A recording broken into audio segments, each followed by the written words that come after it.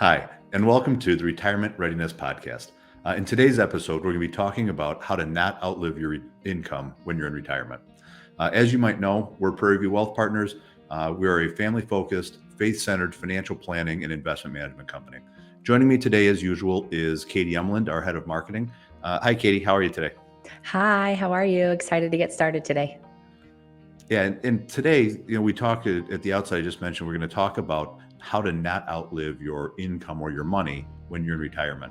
And Katie, if I can kind of pick on you a little bit, I think that you're in a place of life where maybe you're not completely in that retirement phase, but you certainly are being affected by it, I think, a little bit. Uh, Tell us a little bit, who watches Dylan for you when you're coming into work?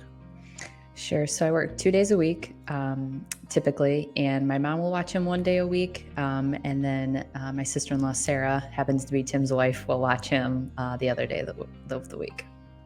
Yeah. For those that maybe don't know, Katie is also my sister, as well as our head of marketing. And how this coming up week, if I'm remembering correctly, Katie, because of mom watching Dylan, you're in a little bit of a pickle, right? Kind of Yeah, give us a little. she had the audacity to take a 2-week European vacation without me and without Dylan, and now I'm without a babysitter. And so, for a lot of our listeners or watchers, what you might be thinking is, how does this have to do with me not outliving my retirement income and making sure that I always have enough money? And really, what we're experiencing, or Katie's experiencing, is something very similar to what a lot of our retirees find happening. And we kind of call it the 3 stages of retirement. And so right now, if I kind of draw this out, the way we like to think about it is that, if we picture over here, we have kind of money, and over here we have time.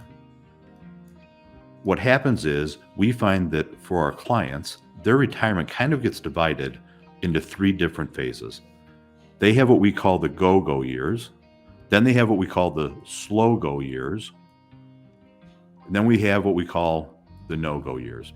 And so, Katie, in our kind of conversation for today, where's mom falling? She's still luckily in the go-go years, so she is always going and going. Yeah, 100%. And so what we find with some of our clients is we have to plan differently for each phases of their retirement. And what happens is most of our clients, at least, when they hit retirement age and they're starting here in time, what their fear is they recognize that, you know what, I am no longer going to be able to go to work. I'm no longer going to make more money. Everything I have is all I'm ever going to have. And so they start thinking about, how do I make my money last through all of these phases of retirement? And what we find is that we have to plan in a very specific and intentional way. So to start, what we think about is we picture some income that is going to be almost flat throughout your retirement. So let me kind of talk through a little bit what I mean by that. Down here, we have things like property taxes. We have things like groceries. We have things like water. Things that are your everyday, have to do them when you're working. We used to call them, MUG is our hyphenation, mortgage, utilities, and groceries, right? It's the stuff that it takes for you just to live. And that's going to be fairly consistent through much of your life. Now, when you get out here into the no-go, some of that might change a little bit. It might peter off a little, but for the most part, we know these are the types of things that you're going to be spending money on a regular basis for the rest of your retirement. What we find is that there's a money piece to this that kind of goes like this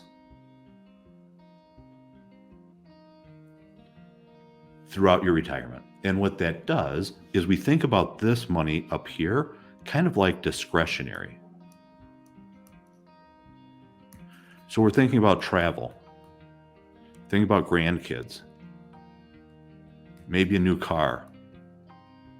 Those are the things that you don't necessarily have to do, but they're things that you'll want to do throughout your retirement. And what we find is that when you start out and you're in the go-go years, that discretionary money is pretty high compared to what it's going to be when you start going through the slow go and the no-go years. Now, what you'll notice, this kind of starts to dip up again towards the end of the no-go. And what we find is that many times as our clients get closer to kind of the end of life types of things, they start thinking about their living situation and start choosing to say, maybe I want to go into retirement type of a community and kind of experience that, where maybe I can get a little more help and those things. So then you see the need for income start to increase a little bit.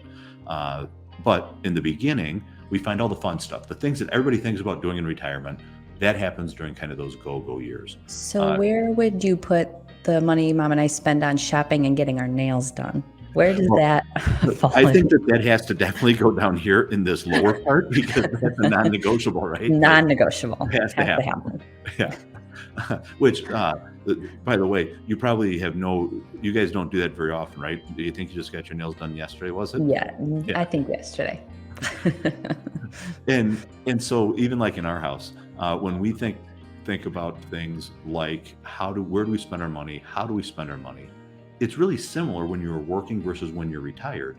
The difference is that when you're retired, during these go-go years, you've got all this discretionary time along with the ability to spend discretionary money. And I have never met anybody who thought, when I retire, I really hope I can do nothing. I really hope I sit and I don't go shopping. I don't enjoy grandkids. I don't get to travel, but I'm really strapped with money. And you probably have seen that, Katie, even with some of our other clients that kind of fit that bill. Yeah, definitely. And I know Mom always says, I want to spend my money on my grandkids, not just leave it for them. I want to do stuff with them and my kids.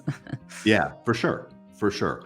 And so when we start thinking about how do we transition or how do we manage money through those transitions, what we start thinking about and the way that we have to be with making sure that we don't outlive that money is being really intentional with how we layer things in.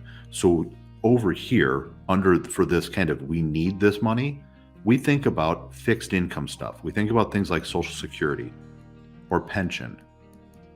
Maybe we think about an annuity. And basically what that says is that for the rest of your life, you know that you have all the basics covered. We don't ever have to worry about you running out of money. So you're always getting your nails done. You're always able to go shopping. You're always able to live in the house that you've got. Then up here is when we manage your portfolio or your investments in order to make sure that your discretionary needs are also being met. Now, you'll notice that over time, this starts to kind of decline a little bit. And so one of the things that we actually talk to our clients about is, how do we manage your portfolio so you almost overspend when you're on this side in the go-go years? How do you overspend a little bit to do more discretionary stuff while you're healthy, while you've got the income in order to do that? Well, if anybody needs tips on that, I am your girl. The tips on what, Katie? I thought you had the money spending part down. Yeah. We need to overspend? Check. Yeah, maybe Alex and I should be having this conversation. Right. Yeah, and so as we think about a lot of that, some of those same things that you struggle with while you're working, you bring those same skill sets into retirement. The difference is, again, people start to realize I can't just go out and make more because I have stopped working. And so the key is, how do I balance it? How do I know the right amount to spend? Which is kind of funny. So one of the things that we find with clients is that they think about their retirement kind of like this. So they picture, I've got this much money in my retirement. And over time, if we kind of go out this way, and now I have my investment portfolio here, they think, I don't want this to run out. And so they get so nervous about not running out of money that sometimes they only spend this much money. And then all of a sudden they get out here and their investment portfolio has done that. So kind of what you were talking about earlier when you said, hey, I know my mom always says, I want to spend money on my grandkids now. I don't want to leave it to them.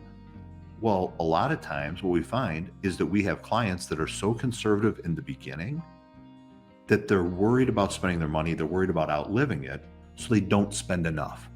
And so then when we look at where they could be spending their income, their discretionary spending, they don't take advantage of the stuff that they could. So their lifestyle is really restricted compared to what it could be.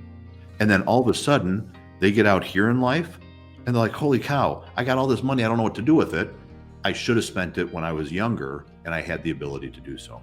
And so that's why it really matters with how do we put together that income plan to make sure that you've got enough that is always stable, guaranteed. You know that your lifestyle, your core basic needs are always going to be met. Then we have to have a plan for how much money can you spend and how much money can you continue to spend to fill that discretionary bucket to live the most successful life that you can.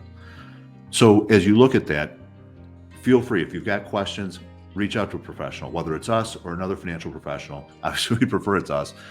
Katie, I know that you being head of marketing, you definitely prefer everybody calls it. But when you think about how do I put this plan together, reach out and let's talk about putting that plan together for you and making it specific so that we can help you live your legacy with confidence. And if you have found any of this valuable, don't forget to like and subscribe to our YouTube page and our Facebook page. We'll see you again next week. Join us for future episodes of the Retirement Readiness Podcast, where we're going to take this show on the road. Our first stop is going to be at Smith Senior Living, a retirement life plan community right here in Orland Park, just outside of Chicago. In addition to that, we're going to stop at other local businesses as we try to show you other ways that potentially you could help to live your retirement with purpose. See you soon.